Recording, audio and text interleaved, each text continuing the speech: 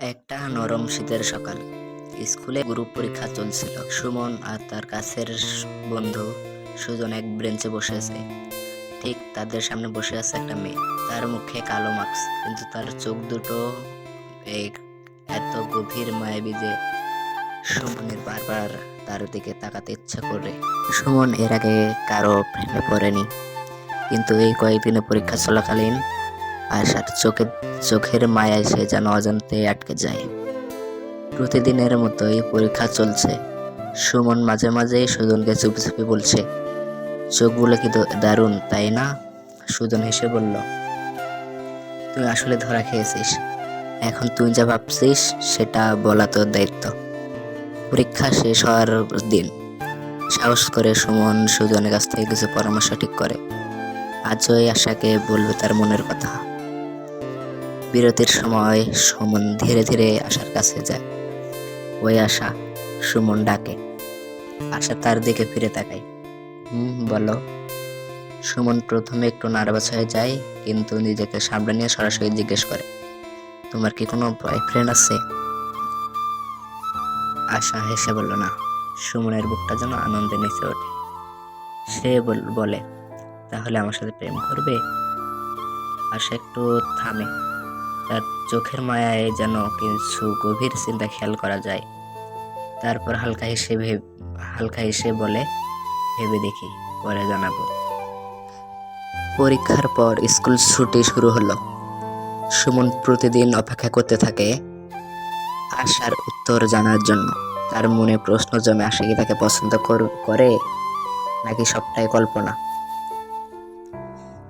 দিনগুলো একের পর এক কেটে যাচ্ছিল।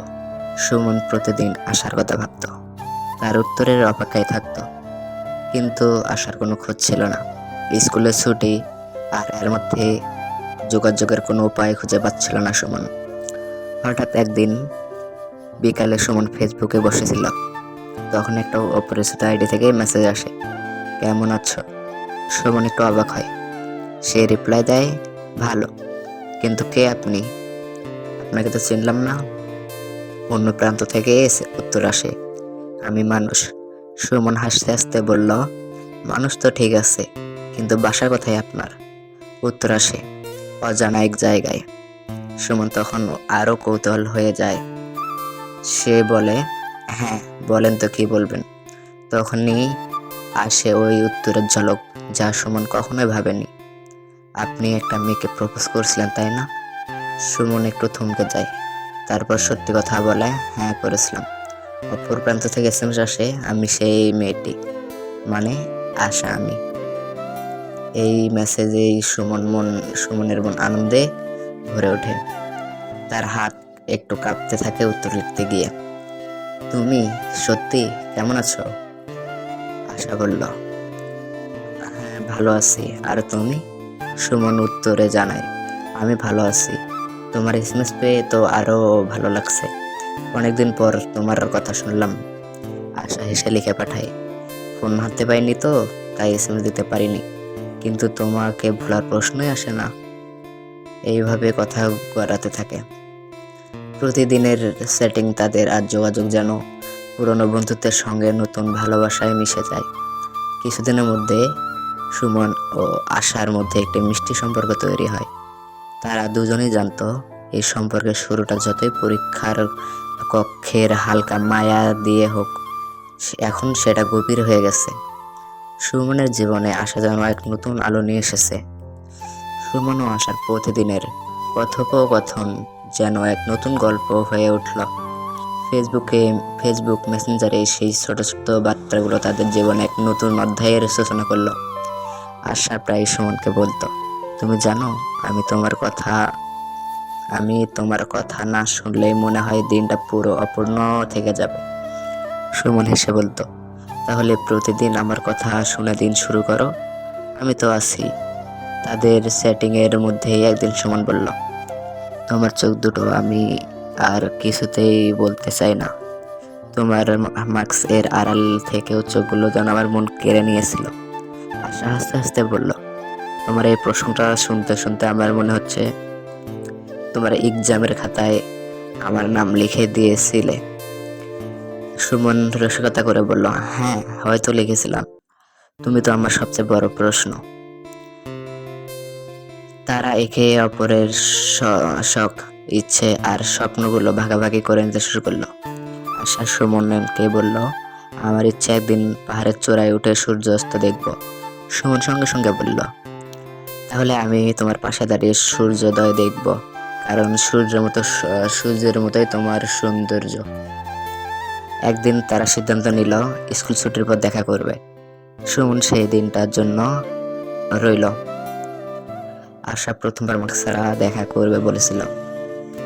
যখন দেখা হলো, সুমনের মুখ থেকে একটা কথা এলো, তোমাকে যেমনটা ভাবছিলাম, কল্পনা করছিলাম, তার থেকেও অনেক বেশি সুন্দর। আশা মৃদু হেসে বলল, তুমি আর তোমার কথা যেন এই সম্পর্কটা আমার জীবনে যেন একটা রঙিন অধ্যায়। সুমন মৃদু হেসে বলল, তুমি রং আর আমি সেই রঙের আঁকা এক গল্প। তাদের সম্পর্কটা যেন ছন্দের মতো মিষ্টি, সরল আর অনুভূতি। প্রতিদিন তাদের কথায় নতুন নতুন গল্প তৈরি হতো। তারা ভবিষ্যতের স্বপ্ন দেখত, যেখানে তারা একসঙ্গে থাকবে, হাসবে আর জীবনে প্রতিটা মুহূর্ত ভাগাভাগি করে নেবে। সুমন ও আশার সম্পর্কটা দিন দিন আরো মিষ্টি হয়ে উঠছিল। তারা একে অপরকে ছাড়া আর কিছুই ভাবতে পারত না। রমজান মাস এলো। এই সময়টাই সুমন প্রায় প্রতিদিন আশার বাড়ির সামনে যেত, শুধু এক নজর দেখার জন্যে। আশা জানালার পাশ দিয়ে সুমনকে দেখত, মৃদু হাসতো। তুমি প্রতিদিন আসো কেন? কেউ যদি দেখে ফেলে, আশা বলতো। সুমন হেসে বলতো, তোমাকে একবার দেখলেই আমার দিনটা ভালো কাটে, আর আমি ভয় পাই না। পুরো রমজান মাসটাই তারা সারাদিন ফোনে কথা বলতো। ইফতারের রাত থেকে সেহরির সময় পর্যন্ত তাদের কথা যেন শেষই হতো না। সুমনের পরিবারের প্রায় সবাই জানতো সুমনের প্রেম চলছে। তার মা একদিন বলল, তোর ওই মেয়েটাকে তো বেশ পছন্দ করি, ঈদের পরে আমাদের বাসায় আনবি, ঠিক আছে? সুমন হেসে বলল, আনবো। আশা তো আমার জন্যই তৈরি। কিন্তু আশার বাড়ির কেউ এ সম্পর্কে কিছুই জানতো না। সে সবসময় নিজের পরিবারকে বোঝাতে চলল, কারণ সে জানতো তার পরিবারের নিয়ম কানুন অনেক কঠিন। রমজান মাস শেষ হলো আর ঈদ এলো। সুমন ভাবছিল ঈদের পরে সে আশাকে আরো কাছে পাবে, কিন্তু হঠাৎ করে সবকিছু বদলে গেল। আশা সুমনের সঙ্গে কথা বলা বন্ধ করে দিল, ফোন বন্ধ, মেসেজের কোনো উত্তর নেই। সুমন প্রথমে ভেবেছিল হয়তো কোনো কারণে ব্যস্ত, কিন্তু দিনগুলো এক এক করে কেটে যেতে লাগলো। তখন সুমন বুঝতে পারলো কিছু একটা গভীর সমস্যা হয়েছে। সুমনের মন অস্থির হয়ে উঠল। সে আশার খোঁজ করার অনেক চেষ্টা করলো, কিন্তু কোথাও কোনো উত্তর পেল না। হতাশা আর শূন্যতার মধ্যে পড়ে গিয়ে সে নিজেকে ভুলে নিচের দিকে ঝুঁকে পড়ল। বন্ধুরা তাকে বোঝানোর চেষ্টা করতো, তুমি কি করছিস সুমন, তুই তো এমন ছিলে না। কিন্তু সুমনের একটাই উত্তর ছিল, আমি আর কিছু বুঝি না, আমি শুধু জানি আশা আমার ছিল, আশাই আমার সব কিছু, কিন্তু ছাড়া আমার কিছুই নেই, কিন্তু ও ছাড়া আমার কিছুই নেই। সুমনের সেই দিনগুলো কেটে যাচ্ছিল এক অন্ধকারের মধ্যে। তার চোখে ছিল শুধু আশার স্মৃতি, তার মিষ্টি হাসি আর সেই মায়াবী চোখ, যা এক সময় তার জীবনে আলো হয়ে দেখেছিল। সুমনের জীবনে তখন অন্ধকার নেমে এসেছে। সুমনের জীবনে তখন অন্ধকার নেমে এসেছে। নেশার ঘরে নিজেকে ভুলে থাকার চেষ্টা করতো সে, কিন্তু আশার স্মৃতি তাকে প্রতিদিন আরো ভেতরে ভেতরে পুড়ে দিত। তার একমাত্র প্রশ্ন ছিল, কেন কেন আশা আমার সাথে এমন করলো? একদিন হঠাৎ করে সুমনের ফোনে একটা অপরিচিত নাম্বার থেকে কল আসে। প্রথমে সে ফোনটা ধরতে চায়নি, কিন্তু কৌতূহলবশত শেষমেশ ফোনটা ধরল। হ্যালো, সুমনের ক্লান্ত কণ্ঠ। ওপাশ থেকে পরিচিত এক মিষ্টি কণ্ঠে ভেসে আসলো, সুমন, আমি আশা। সুমন স্তব্ধ হয়ে যায়। কয়েক সেকেন্ডের জন্য যেন তার মুখ থেকে কোনো শব্দই বের হয় না। তারপর হঠাৎ করে সে বলে উঠল, তুমি এতদিন পর কেন এভাবে চলে গিয়েছিলে? তুমি জানো আমি কি অবস্থায় ছিলাম? আশার কণ্ঠ তখন কান্নার সুর। আমি জানি সুমন, আমি জানি তোমার কষ্টের কথা, কিন্তু বিশ্বাস করো আমার কোনো উপায় ছিল না। সুমন ধমক দিয়ে বলল, উপায় ছিল না মানে? আমাকে কিছু না বলে হঠাৎ যাওয়ার কারণ কি ছিল? আশা গভীর শ্বাস নিয়ে বলল, আমার পরিবার। তারা তোমার সঙ্গে আমার সম্পর্কটা জানতো। আমার বাবার কাছে কেউ বলে দিয়েছিল আমি তোমার ক্ষতি হোক তা চাইনি, তাই তোমার থেকে দূরে থাকার সিদ্ধান্ত নেই। জানি এটা অন্যায় ছিল, কিন্তু সুমন, আমি তোমাকে ভালোবেসে কখনো ভুল করিনি।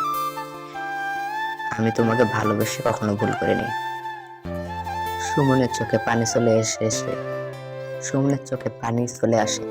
সে ধীরে ধীরে বলল, তুমি জানো আমি তোমাকে কতটা ভালোবাসি, আমি তোমার জন্য কতটা অপেক্ষা করেছি। আশা, তুমি যদি আমাকে আগে একবার বলতে, আমি সবকিছু সামলে নিতাম। আশা তখন কান্নায় ভেঙে পড়ে।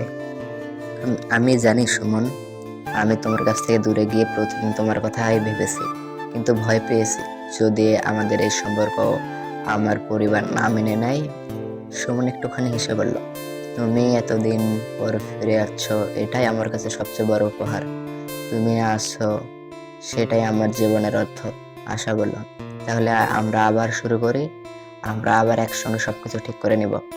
সুমন প্রতিজ্ঞা করল, এবার কোনো বাধা তাদের ভালোবাসাকে থামাতে পারবে না। তারা দুজন মিলে জীবনের প্রতিটা চ্যালেঞ্জ একসঙ্গে মোকাবিলা করবে। আর সেই দিনটা থেকে তাদের সম্পর্ক আবার নতুন করে শুরু হলো, আগের চেয়েও বেশি ভালোবাসার সঙ্গে। সুমন আর আশার প্রতিদিনের জীবন যেন একটা সুন্দর গল্পে পরিণত হচ্ছিল। তারা নিয়মিত কথা বলতো, দেখা করতো। সুমন, যে আগে মাসে একবারও স্কুল যেত না, সেই ছেলেটি তখন প্রতিদিন সবার আগে স্কুলে হাজির হতো। তার একটাই কারণ, আশা। স্কুলের প্রতিটা মুহূর্ত তাদের কাছে স্পেশাল ছিল। সুমন ভেবেছিল এই ভালোবাসা চিরকাল থাকবে, কিন্তু সময় তো সবসময় নিজের পথেই চলে।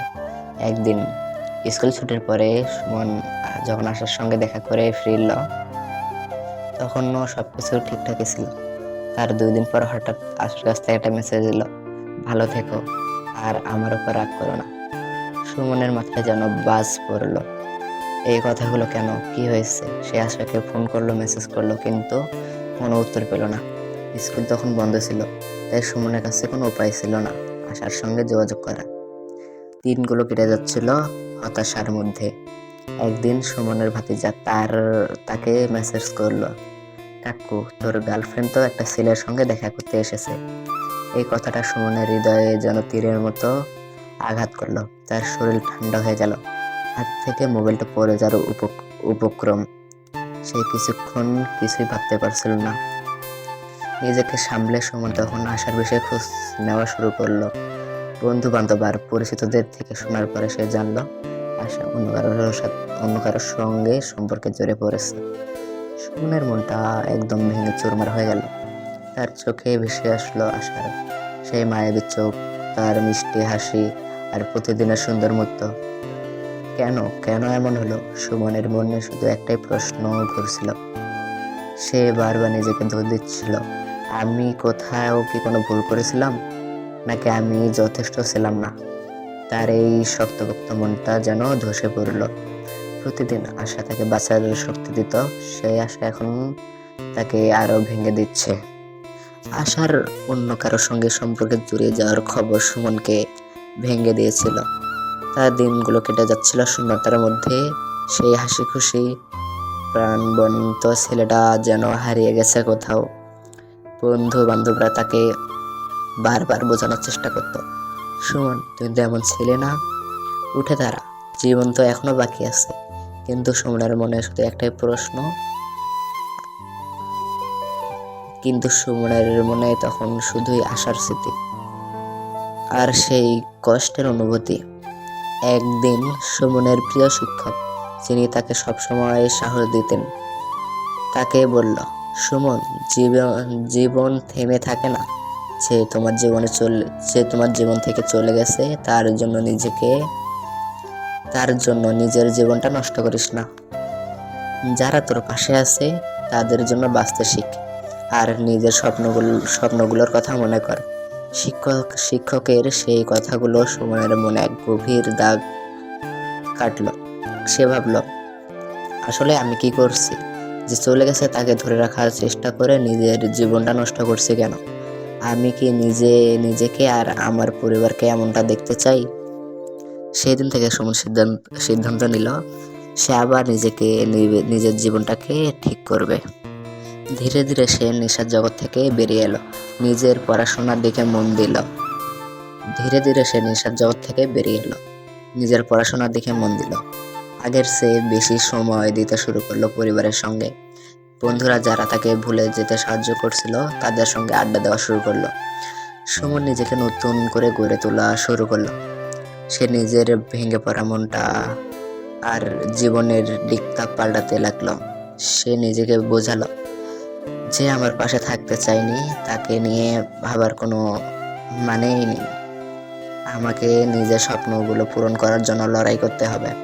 ধীরে ধীরে সুমনের হাসি ফিরে এলো, আর ভেতরে সেই শক্তিটা আবার জেগে উঠলো। আগের মতোই সুমন পড়াশোনায় মনোযোগী হলো, আবার স্কুলে সবার নজরে এলো। কিভাবে সে নিজের দুঃখ কাটিয়ে নতুন করে দাঁড়িয়েছে। একদিন আশার একটা SMS এলো। সেখানে লেখা ছিল, সুমন, আমি ভুল করেছি, আমাকে ক্ষমা করে দিও। সুমন একবার মেসেজটা পড়ল, কিন্তু আর কোনো উত্তর দিল না। সে শুধু মনে মনে বলল, তুমি আমার জীবনের একটা অধ্যায় ছিলে, তবে সেই অধ্যায় আমি পিছনে ফেলে এগিয়ে গেছি। সুমন জানতো জীবন থেমে থাকে না। যারা হারায় তাদের শূন্যতা পূরণ করার জন্য জীবনে নতুন নতুন সুযোগ আসে। আর সে নিজেকে প্রতিজ্ঞা করলো জীবনের প্রত্যেকটা মুহূর্তকে উপভোগ করবে, নিজের স্বপ্নগুলো পূরণ করবে, আর যারা তাকে ভালোবাসে তাদের জন্য বাঁচবে। সে বুঝেছিল জীবনের প্রতিটা লড়াই তাকে আরো শক্তিশালী করে তুলছে। নিজের পড়াশোনায় আবার মন দিল। ধীরে ধীরে সে পড়ালেখায় ভালো ফল করতে শুরু করলো। তবে সুমনের মনে সবসময় একটা স্বপ্ন ছিল, জীবনে বড় কিছু করার। সে জানতো তাকে জীবনে কিছু প্রমাণ করতে হবে, তবে সেটা অন্যদের জন্য নয়, নিজের জন্য। সুমন একদিন তার প্রিয় বন্ধুর সঙ্গে বলছিল, তুই জানিস আমার ছোটবেলা থেকে একটাই স্বপ্ন, যে আমি ইউটিউবার হব, কিন্তু মাঝখানে সব এলোমেলো হয়ে গেল। এখন মনে হয় আর সেই স্বপ্ন নিয়ে কাজ করা শুরু করি। বন্ধু বলল, তোর স্বপ্ন তো এখনো জীবিত, তুই যদি মন দিয়ে চাস তোকে কেউ থামাতে পারবে না। সুমন তার জীবনের অধ্যায় শুরু করলো। সে প্রতিদিন নিজের লক্ষ্যের দিকে আরো এক ধাপ এগিয়ে যেতে শুরু করলো। রাত জেগে পড়াশোনা এবং ভিডিও বানাতো, নিজের ভুলগুলো শুধরাতো। মাঝে মাঝে কষ্টগুলো ফিরে আসতো, কিন্তু সুমন শিখেছিল কিভাবে সেই কষ্টকে শক্তিতে পরিণত করতে হয়। সফলতা এখনো তার থেকে অনেক দূরে, কিন্তু সে জানতো তার লড়াইটা সঠিক পথে এগোচ্ছে। সুমনের ভেতরে আগুন জ্বলছিল। একদিন সবার সামনে দাঁড়িয়ে প্রমাণ করতে হবে যে সে কি করতে পারে। তার চোখে ছিল স্বপ্ন, আর সে স্বপ্ন পূরণের জন্য ছিল একদম ইচ্ছা শক্তি। সুমনের গল্প এখনো শেষ হয়নি। সে জীবনের নতুন পথে হাঁটতে শুরু করেছে, আর তার প্রতিটা পদক্ষেপ তাকে সাফল্যের কাছে নিয়ে যাচ্ছে। তার গল্প এখনই শেষ নয়, বরং নতুন অধ্যায় শুরু। তো ধন্যবাদ আপনাদের সবাইকে যারা এতক্ষণ ধরে আমার ভিডিওটি দেখেছেন। ধন্যবাদ সবাইকে।